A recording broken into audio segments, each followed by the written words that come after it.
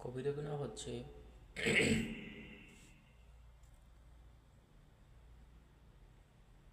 অন্যতম একটি কবিরা গুনাহ। কবিরা গুনাহ হচ্ছে একজন মানুষের কথা আরেকজন মানুষের কাছে বলা, একজন মানুষের কথা আরেকজন মানুষের কাছে বলা, এমনকি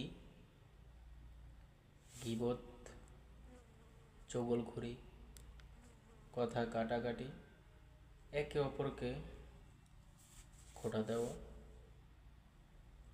এটাকে চগলখড়ি বলা হয়। তা আমরা যারা একজনের কথা আরেকজনের কাছে বলি, সত্যকে মিথ্যা বলি, মিথ্যাকে সত্য বলে ঝগড়াঝাটি লাগাই, এটাকে চগলখড়ি বলা হয়েছে। এমনকি ইসলামিক দৃষ্টিতে সেটা কবিরা গুনাহ। আল্লাহ রব্বুল আলামিন আমাদেরকে কবিরা গুনাহ থেকে হেফাজত করেন, আমিন।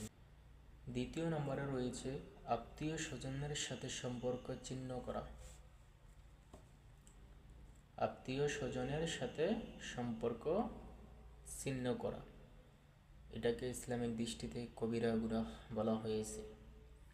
আল্লাহ সুবহানাল্লাহু তাআলা আমাদের সবাইকে আত্মীয় স্বজনের সাথে সম্পর্ক ভালোভাবে রাখার তৌফিক দান করেন, কবিরা গুনাহ থেকে আমাদেরকে হেফাজতে রাখেন। প্রথম নম্বর হচ্ছে একজনের কথা আরেকজনকে লাগানো, এটা হচ্ছে চগলখড়ি।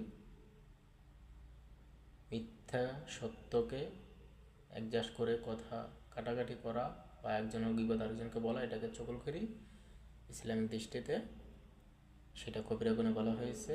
এমনকি দ্বিতীয় নম্বরে রয়েছে আত্মীয় স্বজনের সাথে সম্পর্ক ছিন্ন করা।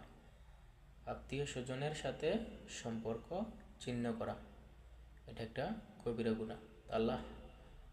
আল্লাহ সুবহানাল্লাহু তাআলা যেন আমাদের সবার জিন্দেগির গুনাহ খাতা মাফ করে দেন, আত্মীয় স্বজনের সাথে সম্পর্ক বজায় রাখার তৌফিক দান করেন।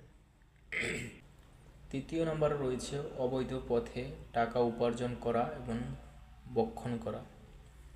অবৈধ পথে টাকা উপার্জন করা এমন বক্ষণ করা, বক্ষণ হচ্ছে খাওয়া।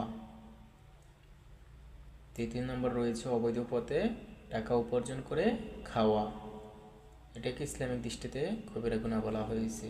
হারাম কাজে লিপ্ত হওয়া, এমনকি হারাম কাজের ইনকাম দিয়ে ফ্যামিলি সংসার নিজে চলা, এমনকি নিজে ভক্ষণ করা, ভোগ করা, এটাকে কবিরা গুনাহ বলা হয়েছে।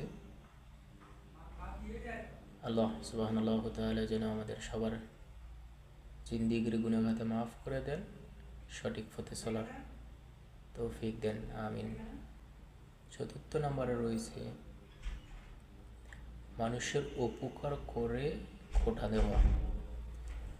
একে অপরের উপকার করে খোঁটা দেওয়া স্বাভাবিক, টাকা পয়সা, ভাত, তরু তরকারি, একে অপরকে যাবতীয় জিনিস দেওয়ার পরে এটাকে যদি আবার খোঁটা দেওয়া হয়, ইসলামিক দৃষ্টিতে এটাকে কবিরা গুনাহ বলা হয়েছে। আল্লাহ সুবহানাল্লাহু তাআলা আমাদের সহিহ বুঝ দান করেন, একে অপরকে ভালোবাসার তৌফিক দান করেন। আজকে 4টা কবিরা গুনাহ সম্পর্কে আলোচনা করলাম, ভুল ত্রুটি হয়ে থাকলে ক্ষমা দৃষ্টিতে দেখবেন। আসসালামু আলাইকুম ওয়া রাহমাতুল্লাহি ওয়া বারাকাতুহু।